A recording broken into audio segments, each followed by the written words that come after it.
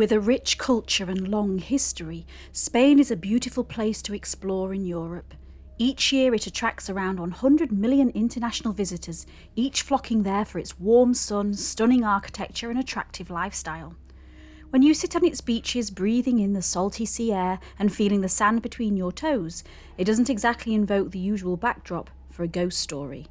And yet here, on the Balearic island of Mallorca, you can find what is claimed to be one of the most haunted castles in Europe, and the most haunted castle in Spain. Hello everyone, welcome to the channel Wanderlust Way. In today's video we'll be visiting the Bellver castle in Mallorca, which many suggest is the most haunted in Spain. With a long and dark historical past, Bellver Castle has been a royal residence, military prison and sanctuary from the plague. Its shadows are said to house restless spirits, and its surrounding forest carries tales of execution, dark spirits and witches. We'll walk round this architectural jewel and delve into the legends and aura of mystery that surround it. If you stay to the very end, I'm also going to let you know about a very strange local rumour that sounds like something straight out of a Goosebumps book. So please sit back, relax and enjoy the video. If you do enjoy it, please hit the like button so I know it's been good, and subscribe to the channel to come along on more Wanderlusting adventures. Bellver Castle can be found in the Mallorcan Bay of Palma. Perched high up on a hill and approximately 112 metres above sea level it sits, surrounded by a dense Mediterranean forest. Today it is one of the most visited places on the island and boasts around 7 centuries of history. It is the only existing circular castle in Spain, and of the few that do exist in Europe, this is the oldest of them all. Despite being originally built as a royal residence for the king and royal family, it has seen many uses. From a military fortress against attacks, a refuge for the plague epidemic, a military prison and an execution site. Home to a witch, and at one time it was even used as a temporary currency factory for the island. With such a lot of activity, it's therefore bound to excite stories related to the paranormal. And with all that in mind, and as our visit coincided with Halloween month, I just had to explore. The early construction started in the beginning of the 14th century by the order of King James II of Mallorca, who had it built as a royal residence for himself and his family. King James died at the age of 68 and was buried in the Cathedral of Mallorca. It is here, inside the cathedral's royal mausoleum that he also commissioned, his body now rests. Despite his physical structure being in the mausoleum, many believe his ghost returned and remains here as king of the castle. A combination of Gothic style with a main original character, it has a circular floor, round towers and central inner courtyard which features a prominent water well. Next to the entrance there exists a moat that was designed to protect the castle from attackers. Ascend the dark stairs and you'll reach the very top floor. Here you can experience stunning panoramic views over the city of Palma and the Tramontana mountain range. It's this incredible sight that gives the castle its name, for the words Bellver in Old Catalan means Bella Vista, which translates to beautiful view. During the sunlight hours, it's an idyllic spot for taking photographs, admiring the view and soaking in the culture.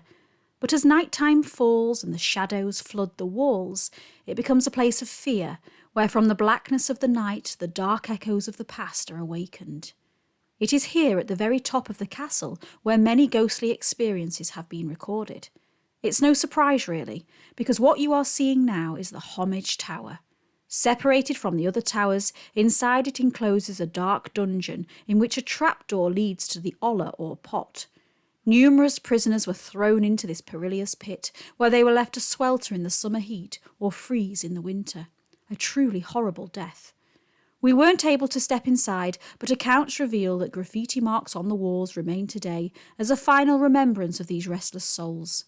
Here, visitors have reported whisperings and grunting noises from the area, with local legends stating that their wretched cries are said to be carried on the wind that funnels through Bellver's narrow alleys and tunnels. Various reports have mentioned strange noises emanating from the castle at night.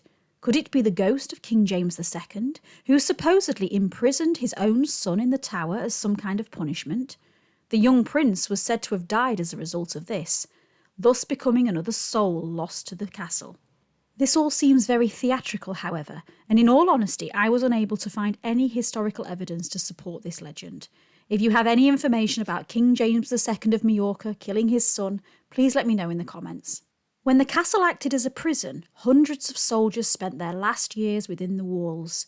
Many were confined in small cells. Despite the blissful background sounds of the sea, they suffered greatly.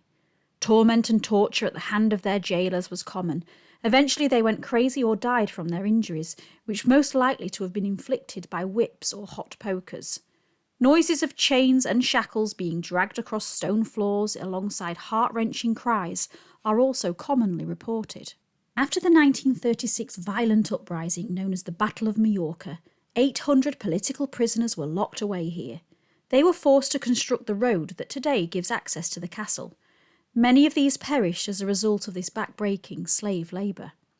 The prison in its time has seen a number of famous political prisoners, including Alexandra Jaume and Emily Dada, who were both executed by firing squad here. Another important execution that took place was that of General Lacy, a Spanish general who stood out for his actions in Catalonia during the Peninsular War. He too was executed by firing squad on the 5th of July 1817 on the western walls of the castle. Does he stay as well to haunt it today? I do not know. Also imprisoned here in 1801 because of his political views was a man named Janos. Workers in charge of cleaning the castle claimed to see the ghostly shadow of him one night. The apparition was seen to have walked through the corridors of the first floor, only to disappear moments later in front of the door which was his cell. Critics might argue as to why the ghost of Janos would remain to haunt the area, considering he was in fact freed from his incarceration here and instead died from pneumonia on November the 27th, 1811, sometime after his release. The majority of reports have all occurred once the visitors have left and the place has been left in silence for the day. Electricians who had been working in the early hours were startled from their labour by what sounded like screams and cries of pain coming from the ground floor. On investigation, there was nothing there.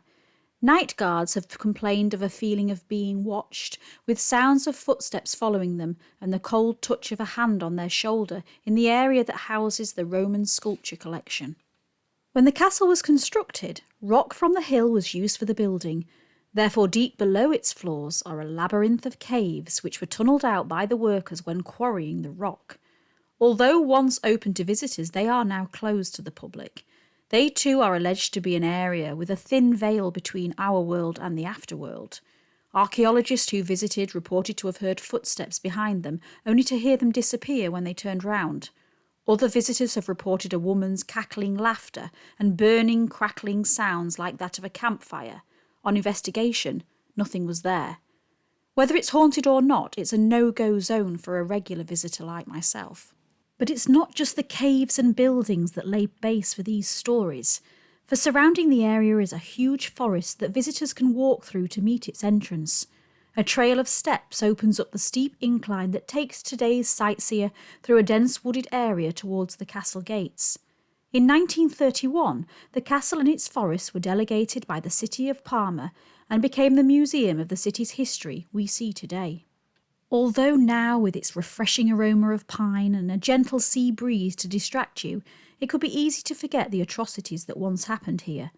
An unbeknowing visitor could be mistaken by its beauty, but the forest never forgets, harbouring the atmosphere of its past events as if they'd just happened yesterday.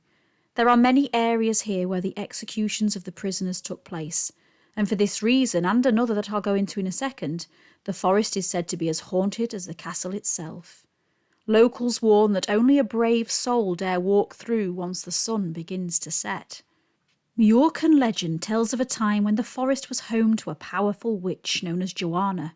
Many believe her soul still breathes on the wind and her presence can be felt in certain cold spots. So let's look at her story in more detail. In the medieval times, the mayor of the city was said to have abandoned his wife Joanna and their newborn daughter in this very forest. Wild with animals and hidden dangers, the husband was sure they would soon perish. But despite the obstacles, the pair wandered for many years until eventually the daughter became older and more beautiful. One day, however, her father, having returned to the forest, was said to stumble across the fair maiden. Entranced by her beauty and not knowing who she was, he fell in love with the girl, kidnapped her and dragged her into the castle where he eventually raped her. In complete despair for what had happened, the young girl sadly took her own life. When Joanna found out her daughter was dead, she became uncontrollable with grief, and in a desperate attempt to get the young girl back, she was said to have pleaded with the devil by means of witchcraft. Her daughter did not return. However, her husband the mayor was just 1 week later killed by a knight.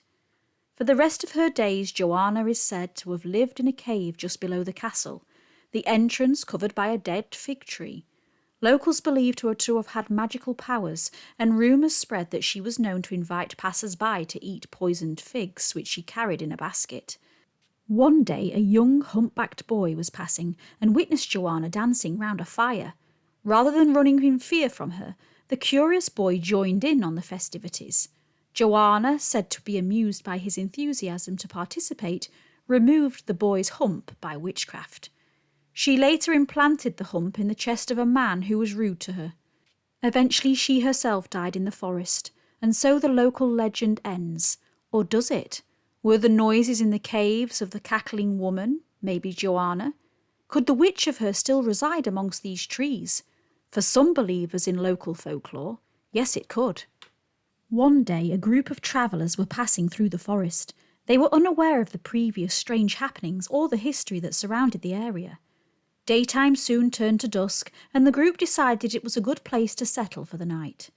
As the black of night crept upon them, and they sat telling stories around a crackling fire, they were startled by a scream in the distance. Seeming to be coming from the direction of the castle, a few brave members from the group decided to seek out the source of this cry. With flickering torches in hand, they approached the fortress, only to see a woman dressed all in white and with a face veil stood at the castle gates. She appeared to be beckoning the group towards the entrance. Perhaps curiosity got the better of them. I do not know why they did what they did, but the group split, with half running back to the camp in fear, and the others disappearing forward to follow the mysterious lady. They never returned to their campmates, with stories emerging that the lady in white had tricked and trapped them into an eternity of darkness. If all that hasn't been enough to make your hair stand on end, I'll return to our final mystery, one that I promised you from the beginning, and a legend which comes from delving into Spanish internet forums on the paranormal events here.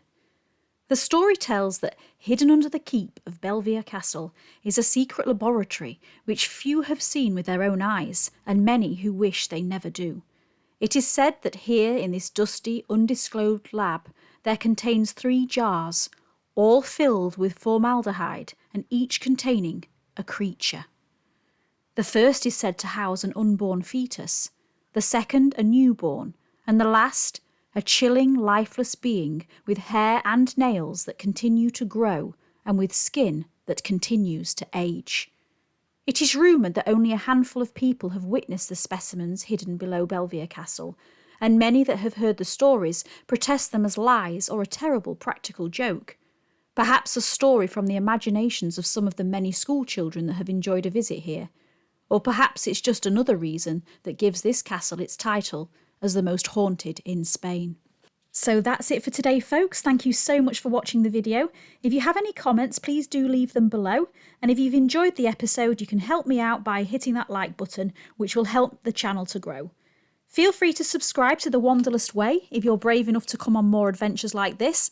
And have a great day, whatever you're doing. Hopefully, you won't have nightmares tonight.